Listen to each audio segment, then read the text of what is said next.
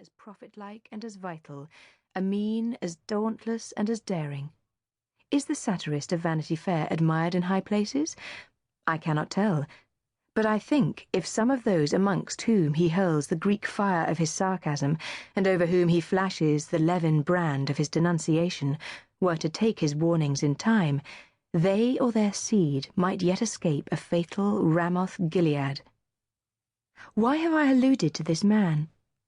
I have alluded to him, reader, because I think I see in him an intellect profounder and more unique than his contemporaries have yet recognized, because I regard him as the first social regenerator of the day, as the very master of that working corps who would restore to rectitude the warped system of things, because I think no commentator on his writings has yet found the comparison that suits him, the terms which rightly characterize his talent.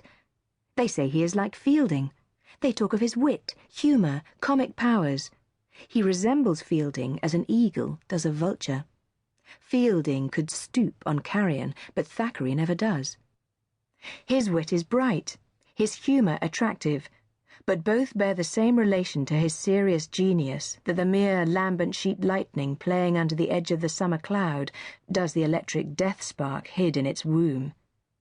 Finally, I have alluded to Mr. Thackeray because to him, if he will accept the tribute of a total stranger, I have dedicated this second edition of Jane Eyre. Currer Bell, 21st of December, 1847. Note to the third edition. I avail myself of the opportunity which a third edition of Jane Eyre affords me of again addressing a word to the public to explain that my claim to the title of novelist rests on this one work alone. If, therefore, the authorship of other works of fiction have been attributed to me, an honour is awarded where it is not merited, and consequently denied where it is justly due. This explanation will serve to rectify mistakes which may already have been made, and to prevent future errors. Currer Bell, 13th of April, 1848. Chapter 1. There was no possibility of taking a walk that day. We had been wandering, indeed, in the leafless shrubbery an hour in the morning. But since dinner, Mrs. Reed, when there was no company, dined early. The cold winter wind had brought with it clouds so sombre and a rain so penetrating that further outdoor exercise was now out of the question. I was glad of it. I never liked long walks, especially on chilly afternoons. Dreadful to me was the coming home in the raw twilight, with nipped fingers and toes, and a heart saddened by the chidings of Bessie, the nurse, and humbled by the consciousness of my physical inferiority to Eliza, John, and Georgiana Reed. The said Eliza, John, and Georgiana were now clustered round their mamma in the drawing-room. She lay reclined on a sofa by the fireside, and with her darlings about her, for the time being neither quarrelling nor crying, looked perfectly happy.